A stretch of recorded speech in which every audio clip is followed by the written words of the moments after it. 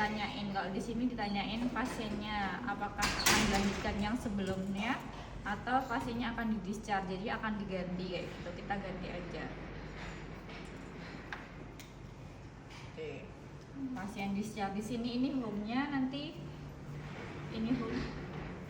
Nah, kalau yang ini apa fungsinya? Ini adalah untuk melihat trennya. Misalnya kita tadi belum mencatat monitoring pasiennya di akhir shift, ketika sibuk banget bisa pakai ini. Jadi nanti bisa dicek di sini, kemudian historinya juga di sini kayak gitu. Terus ini interface-nya ya, mau seperti apa untuk bentukan yang ada di sini, apakah mau seperti ini atau mau seperti ini bentuknya gitu. Ini untuk ngeprint, fungsi print, ini screenshot ya kalau di HP kita. Di sini juga ada screen capture. Terus ini nolin, jadi nanti kalau CVP ada nggak Bu belajarnya di sini? Tapi pendidikan Bu.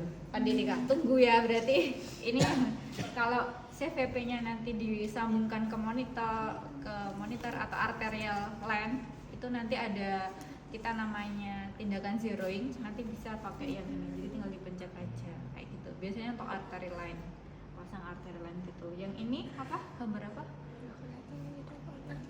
Ini tangan, berarti buat tekanan darah. Jadi tekanan darah nanti kita bisa setting untuk berapa jam, tapi kita juga bisa misalnya kita butuh tekanan darah pasien sekarang gitu, dipencet kayak gitu. Nah, itu. Kemudian yang ini alarm, misalnya nanti ada alarm, kita bisa pencet untuk mematikan alarmnya. Yang ini fungsi-fungsi yang lain. Jadi ketika pasien datang nih, jadi jangan dipasang dulu ke pasiennya, tapi dinyalakan dulu monitornya. Soalnya kita harus tahu nih mesinnya ini ya siap Bu. Ya. Apakah mesin dari bedside monitor ini masih bisa dipakai atau enggak kayak gitu. Berfungsi atau enggak. Jadi dinyalakan dulu, kemudian kita setting nih. Settingnya di sini yang tadi ya, settingnya alarmnya di setting. Nah, ini mau seberapa? Ini kayak HP kita aja lah. Kalau teman-teman sudah biasa pegang HP, nanti kita tahu settingnya. Jadi kemudian screennya. Nah, ini mah seperti apa? Pil 1, pil 2. Misal nih, kita nggak mau nampilin respirasinya, tapi kita butuh nampilin temperaturnya. Dia akan berubah sesuai yang dibutuhkan. Ini mau nampilin tentang RR-nya. Standarnya biasanya yang ditampilkan adalah di sini ya, heart rate, kemudian saturasi oksigen, kemudian tekanan darah itu minimal. Nanti terus ada respirasi juga. Respirasi. Oke, di sini. Kemudian ini parameter staff. Jadi di sini kalau teman-teman yang disetting di sini itu untuk alarmnya dia akan standar. Jadi misalnya di sini ini adalah setting untuk lead atau ini ya irama jantungnya. Jadi seperti apa? Dia setting bawaannya standarnya adalah di lead 2. Tapi kita butuh nih untuk misalnya melihat di lead 1 atau lead 3, kita ubah aja di sini lead 1 atau lead 3. Kemudian di sini ada size-nya 1 kali, kemudian sudah belajar EKG belum? Belum ya. Nah, nanti di EKG ada yang kecepatan. Sudah. Di EKG kan ada sensi, ingat nggak? Nah, ada kecepatan di situ. Nanti di sini nih kecepatannya 25 mm per second. Kalau kita mau melambatkan, dipencet ini atau dipercepat. Size-nya. Nah, ini size dari gelombang EKG-nya mau seberapa? Misalnya kalau pasiennya ternyata dengan size biasa 1 itu kita tidak bisa melihat dengan jelas, pasiennya ini gelombang P-nya ada nggak sih kayak gitu. Ini sinus bukan ya, atau ini flutter atau bukan, atau ini atrial fibrillasi atau bukan. Kita pengen mau jelas nih, tapi karena gelombangnya pendek-pendek atau kecil-kecil, kita bisa merubah untuk ukurannya di sini. Setengah, 2 atau 4 kali. Nanti kita coba kalau sudah terpasang di pasien, di orang ya. Terus habis itu alarm nih. Nah, nih alarm ini adalah bagian sering saya mainkan kalau saya jaga di ICU, karena setiap pasien kan dia punya range-nya sendiri. Misalnya kalau dia atlet, kalau kita pasang alarm low limitnya di sini, ini kan heart rate ya. Misalnya kita pasang kalau pasien biasa, dia tidak ada, maksudnya bukan atlet, bukan yang ada gangguan, makanya kalau bradikardi itu berapa heart rate-nya? Di bawah 60. Jadi batasnya adalah kita setting biasanya 50 atau 60. Tapi kalau dia kesehariannya misalnya dia olahragawan, atlet, itu kan dia ketika istirahat bisa di bawah 60. Jadi kita settingnya di bawahnya itu. Kayak gitu. Nanti kalau kita setting di situ, alarm akan bunyi terus kayak gitu, mengindikasikan bahwa pasienku ada masalah, padahal ya enggak, karena dia kondisi pasiennya seperti itu. Terus untuk high limitnya kita setting bisa heart rate normal berapa? 100 sama maksimal heart rate maksimal kita setting ini bisa 150. Tapi kalau mau mengikuti setting bawaannya di sini bisa tadi 40 sampai 160 dia nggak akan bunyi. 150 oke. Terus ini nanti bisa dicek sendiri ya yang lainnya. Nah, habis itu apalagi yang biasanya ini kayak gitu, saturasi oksigen. Nah, saturasi oksigen ini ada alarmnya, berapa batas bawah dia akan bunyi kayak gitu. Kalau saturasi oksigen kita mau targetnya berapa bunyinya? 95 atau 90 atau berapa gitu? 95. Kalau di bawah 95 dia akan bunyi kayak gitu. Kalau kita settingnya 90, di bawah 90 baru dia akan bunyi, baru alarm kayak gitu. 95 atau 94 gitu.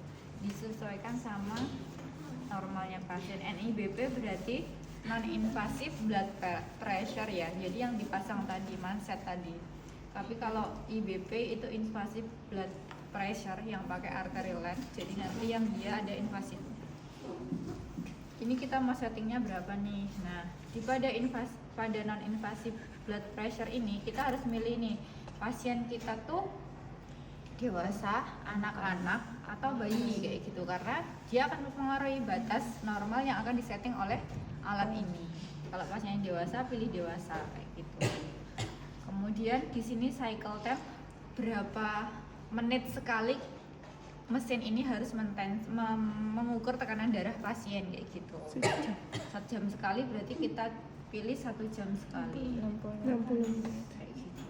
Kalau pasiennya pakai inotropik atau obat-obatan yang untuk menaikkan tekanan darah, kemudian menurunkan tekanan darah, nicardipin, kemudian inotropik lainnya biasanya per 15 menit sekali atau 20 menit sekali atau kadang 10 menit sekali kayak gitu.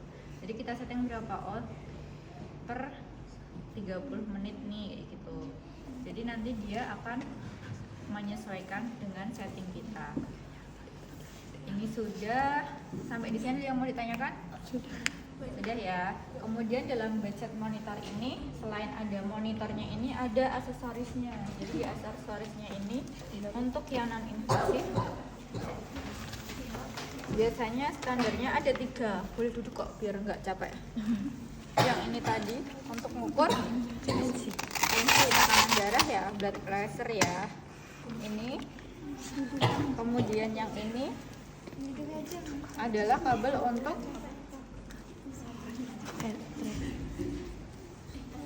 di sini. Itu tuh di sana banyak tuh kalau mau diambil. Ini adalah untuk mengetahui gelombang jantung ya sama heart rate. Jadi ini kabel EKG-nya. Jadi kalau dalam bedside monitor ini nggak semuanya ada 5, kadang dia cuma 3 aja. Kalau dia 3 aja berarti nanti cuma ada RA, LA, sama LL. Kalau 3 aja nanti masangnya adalah di bagian kanan atas, right arm, kemudian left arm, jadi kiri atas, kemudian di kiri bawah kayak gitu. Tapi kalau 5 itu masangnya nanti di RA, right arm berarti kanan atas, kemudian left arm berarti kiri atas, left arm ya, jadi yang tangan sebelah kiri kayak gitu. Tapi daerah ya, intinya di daerah kiri atas. Kemudian ada LL, left leg berarti bagian kaki, intinya kiri bawah.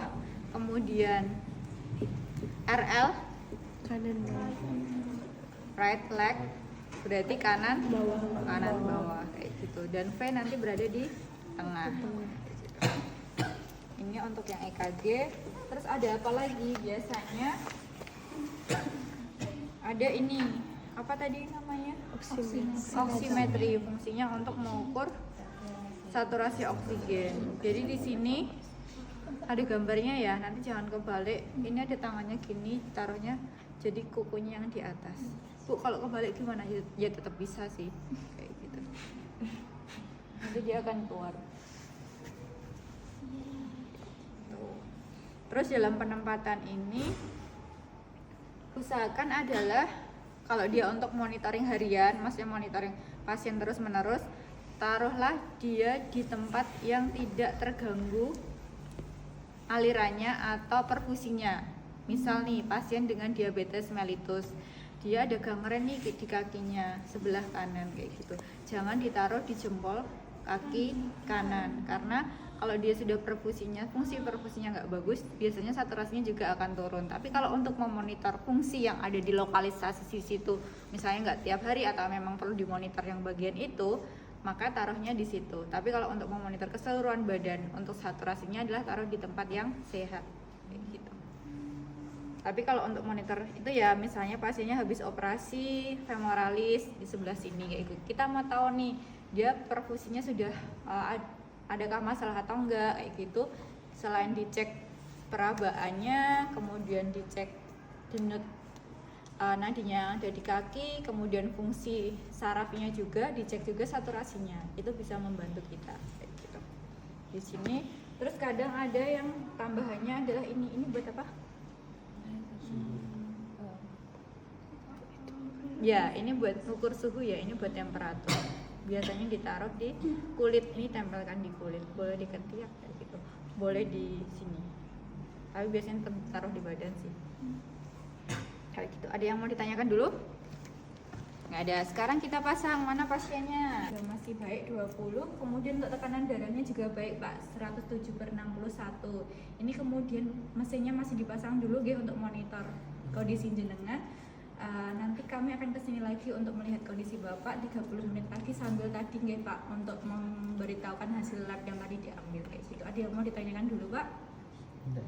Tidak ada. Gimana Pak kondisinya sekarang, perasaannya? Alhamdulillah lebih mendingan ya. Oke, baik Pak. Saya permisi dulu, nanti ketemu lagi ya Pak kayak gitu. Milihnya adalah pilih yang dia infusnya kecepatannya lebih rendah, kemudian mungkin tidak ada obatnya, apalagi kalau dia obat